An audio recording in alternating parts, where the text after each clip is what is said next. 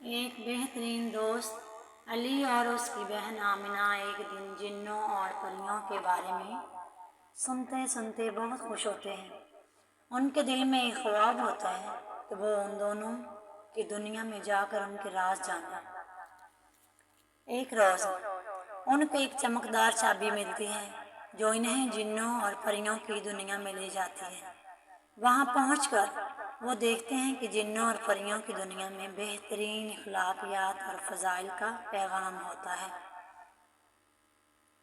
ان کی راہ چلتے ہوئے وہ مختلف جنوں اور پریوں سے ملتے ہیں جنہوں نے انہیں اپنے عالم کے بارے میں بہت کچھ سکھایا۔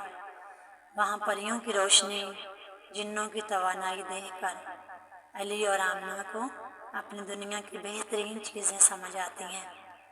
ان کے راز کھولنے کے بعد وہ چابی لے کر واپس اپنی دنیا میں آتے ہیں، لیکن ان کے دل میں جنون بھرا پڑا تھا۔ جنوں اور پریوں کی دنیا کی معیاری اخلاقیات اور فضائل کے عکس بنتی ہے۔ اب وہ اپنی دنیا میں بہترین انسان بن کر راہ چلتے ہیں اور ان کے دوستوں کو ان کے نیک عملوں سے مثال دیتے ہیں۔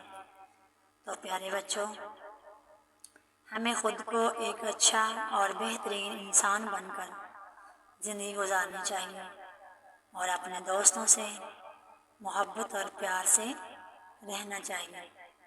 فضائل